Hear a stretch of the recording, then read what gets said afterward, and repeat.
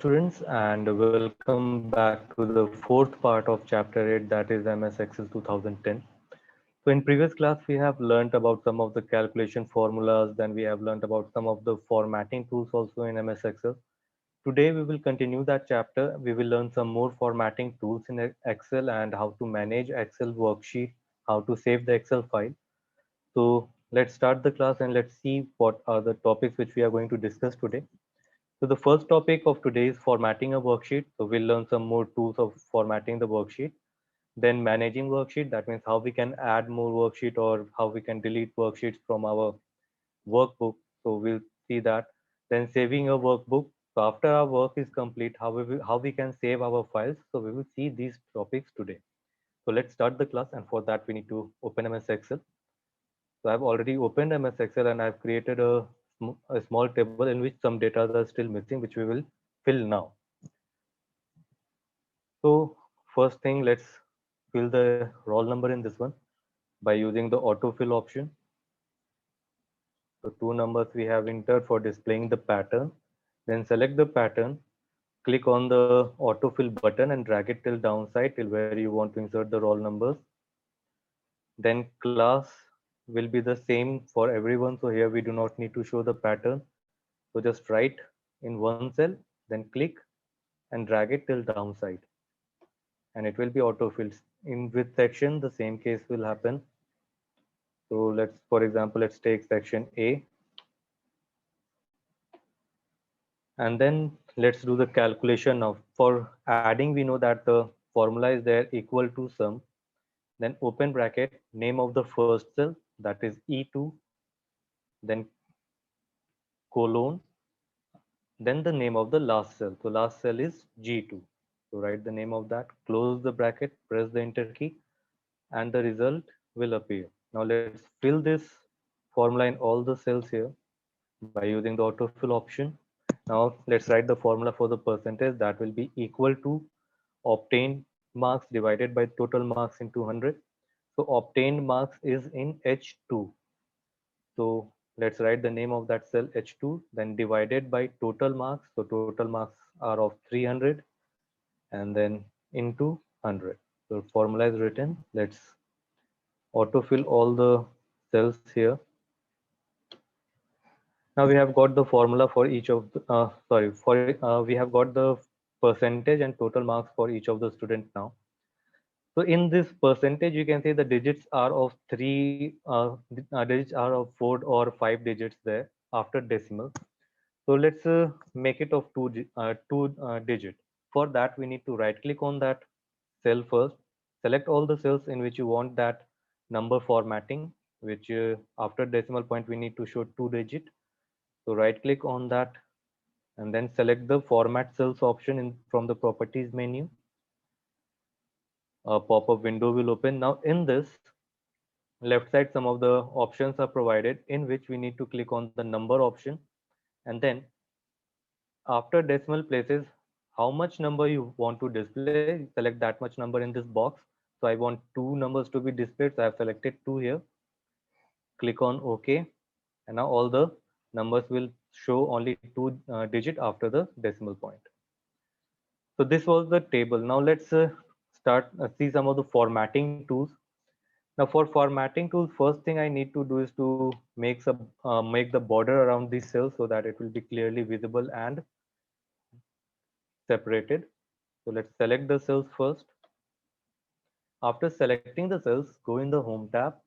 In Home tab, Fonts group, you will get the borders option here. Just below the font style option, you'll get the border option. Click on the downward arrow here and then select all borders for applying the borders in each of the cells. Now here you can see that the percentage is going outside of the cell because the word is too long and the column width is less here. We need to increase the column width. For that, you can see that there is a small thin line between I and J. That means between the name of the columns everywhere. So that is the column resize handle, you can say. So for resizing the column width, you need to bring the mouse pointer on that line. The mouse pointer will change into a plus sign, as you can see in this on the screen. Left click of your mouse button and drag it in whichever direction you want to move it. left for decreasing the column width, right for increasing the column width. So we have increased the column width here. Now let's change the color of the heading text, all the text. So for that, we need to select all the cells in which we want to change the font color, because in Excel or in any of the table, each of the cell behaves individually. So we need to select all the cells in which we want to do the work. So select the cells, then go in the home tab. In home tab, in fonts group only, you will get the font color option. Click on the downward arrow, select the color which you want for the fonts or for the heading. So let's select this dark blue color. Now I want these headings to appear in the center of the cell. So cells are already selected. So let's select the center alignment from the home tab. So come in the home tab, in alignments group. Here you can see center alignment is provided. Click on that and all the text in the selected cell will come in the center of the cell. So now let's change the color of this roll numbers. For that, we need to select all the cells. After selecting the cells, go in the home tab, click on the font color option, and then select what color you want for your numbers. So I've selected this, and I also want the roll numbers to appear in the center of the cell. So the row is already column is already selected. Go in the home tab, in the alignments group, select the center alignment, and the numbers will appear in the center. So now let's decrease the width of this column a little bit. Okay. Now suppose if you want some colors to be filled inside the cells of the heading cells, then for that, select the cells in which you want some colors to be filled inside the cell. Go in the home tab. In home tab, you will get one styles group. In that styles group, click on the cell styles option. A drop down menu will appear. Now in this, you can select a style for your heading. So let's select this style for the heading. So click on that, and that style will be applied in your heading. So you can see that the color of the first row has changed in which we have written, which we have selected. So like this, you can format your table also. You can make it more attractive. Now let's switch on to our next topic of today, that is managing the worksheet. Now suppose if you are creating the result of all the sections of class 5, then for that each time you should creating a new file is not a better option here. What we can do, we can create a single file with the standard 5 name, and in that file only we can keep the results of different sections by adding more sheets in that file. So how we can add sheets in our file? Let's see that. So at the bottom side where you get the sheet tab, just in the right side of that, you can see a plus sign is given. So that is the new sheet button. Click on that and a new sheet will be added in your workbook. Now you can do your work on this new worksheet, and it will be saved separately from the first one. So let's copy this table only on that worksheet also.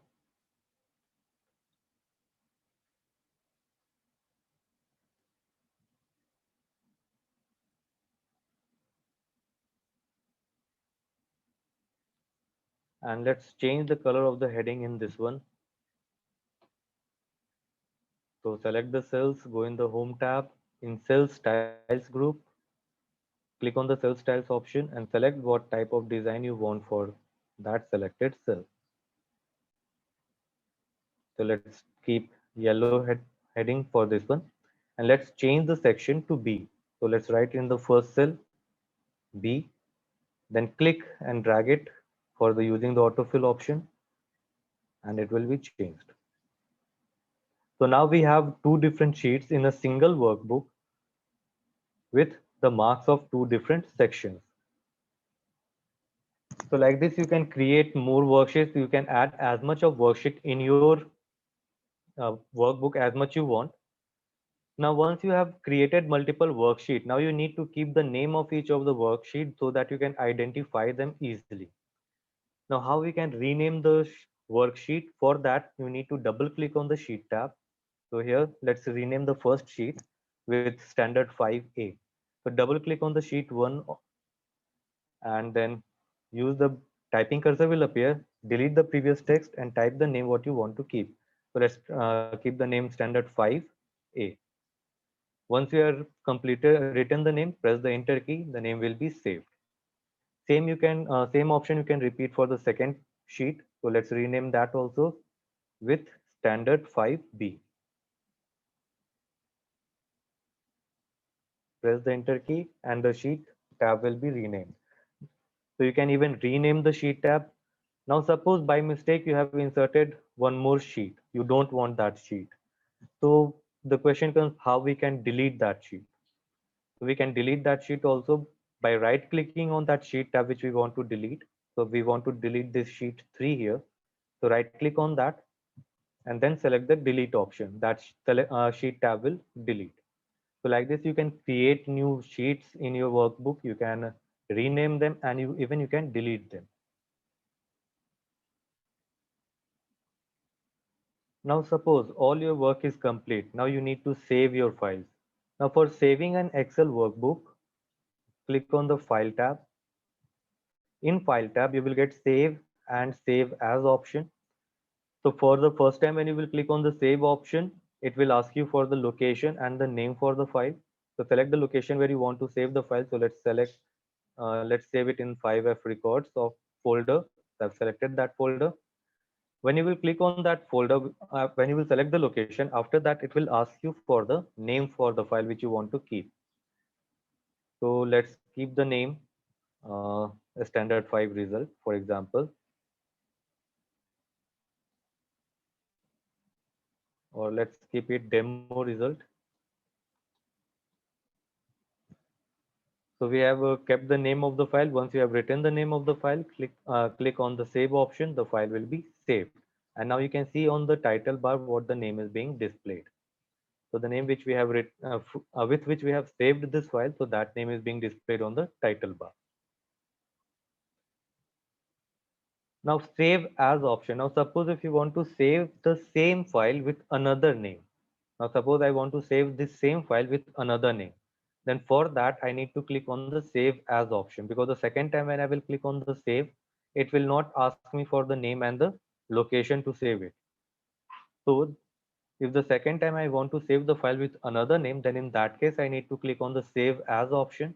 When I will click on the save as option, it will again ask me for the location where I want to save the file.